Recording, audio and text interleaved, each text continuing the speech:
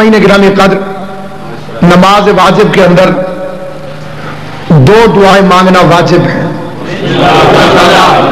اگر کوئی انسان یہ 2 دعائیں نہ مانگے، عالم ہو کہ جاہل، اس کی نماز قبول نہیں ہوتی. پہلی دعا ہے اللہم صلی علی محمد و آل محمد. یہ وہ دعا ہے کہ جو مشرک بھی مانگے تو خدا قبول کرتا ہے.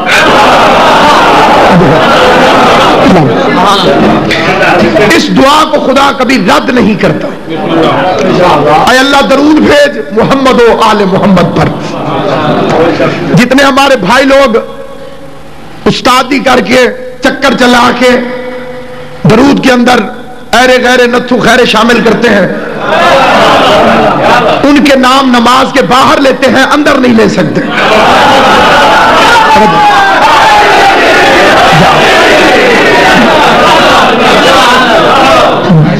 نماز کے اندر علی ابراہیم و علی آل ابراہیم، محمد و علی آل محمد. بے شک اللہ ولا کے پڑھیں، لیکن آل محمد کے علاوہ کسی اور کا نام نماز کے اندر لینے کی جرات نہیں کرتے، کیونکہ انہیں پتا ہے کہ آل محمد پر درود عبادت ہے، باقیوں پہ درود سیاست ہے.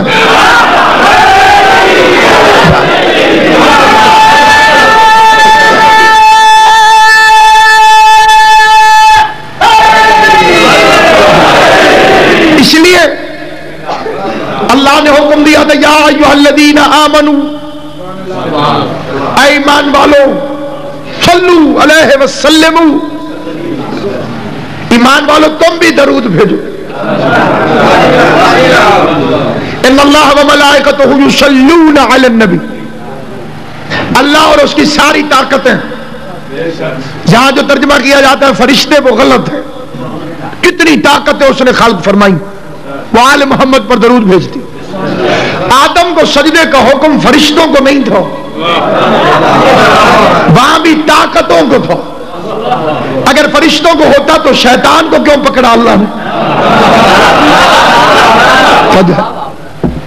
وَإِذْ قَالَ رَبُّكَ لِلْمَلَائِكَةِ، اور اللہ نے حکم دیا ہر طاقت کو کہ آدم کے سامنے جھک جاؤ،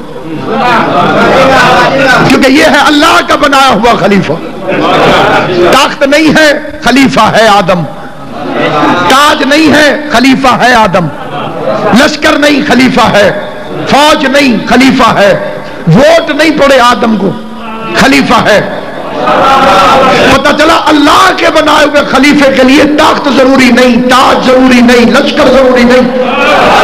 موسیٰ طاقت کے بغیر بھی علیہ السلام ہے، فرعون طاقت پر بھی لعنت اللہ علیہ.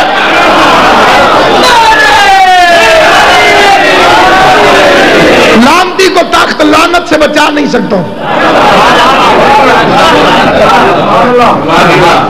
آدم کی خلافت کا نوٹیفیکیشن حکم تو قرآن میں. اب آدم کے پاس جو حکومت نہیں، پھر اسے خلیفہ نہیں مانو گے. آدم کو جو ووٹ، اگر آدم کے ووٹ پڑتے فرشتوں کے مقابلے میں، تو کیسے پتہ چلتا کہ خلیفۃ اللہ کون ہے؟ اب میں ہاتھ جوڑ کے پوچھتا ہوں معبود، تخت تاج کچھ دیا نہیں، خلیفہ بنایا، کوئی نشانی بتا تیرے خلیفے کی. نشانی کیا ہے؟ جواب آ دیکھو میں نے فرشتوں کو آدم کے سامنے جھکا دیا. میرا بنایا ہوا وہ ہوگا جس کے سامنے فرشتے جھک جائیں. اب نبی کے بعد یہ نہ بتا طاقت کس کے پاس تھا، تاج کس کے پاس تھا، حکومت کس کے پاس تھی، کرسی میں کون بیٹھا. یہ بتا فرشتے کس کے گھر میں چکیاں چلاتے تھے.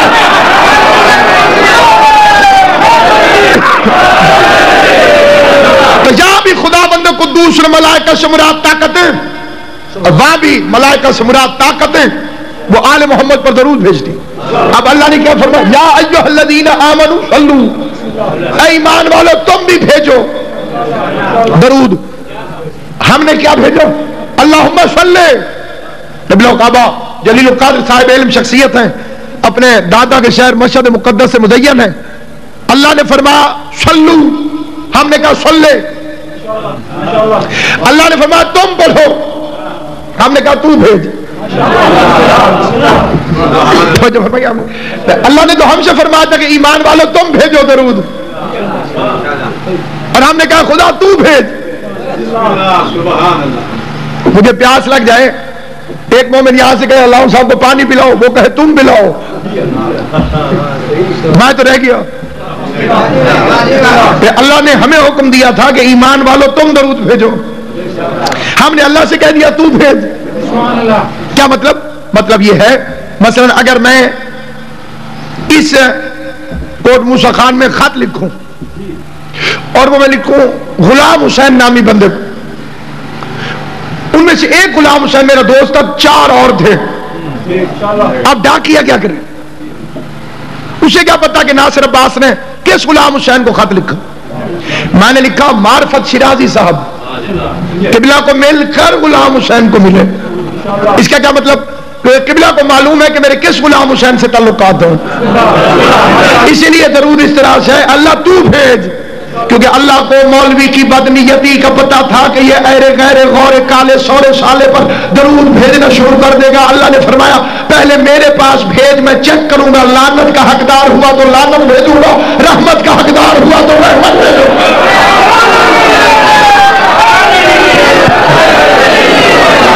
سامعین گرامی قدر، دوسری اہم ترین دعا جس کے لیے مجھے بزرگ محترم نے حکم دیا، اہدنا الصراط المستقیم، یہ دعا ہے اور سورہ الحمد واجب ہے۔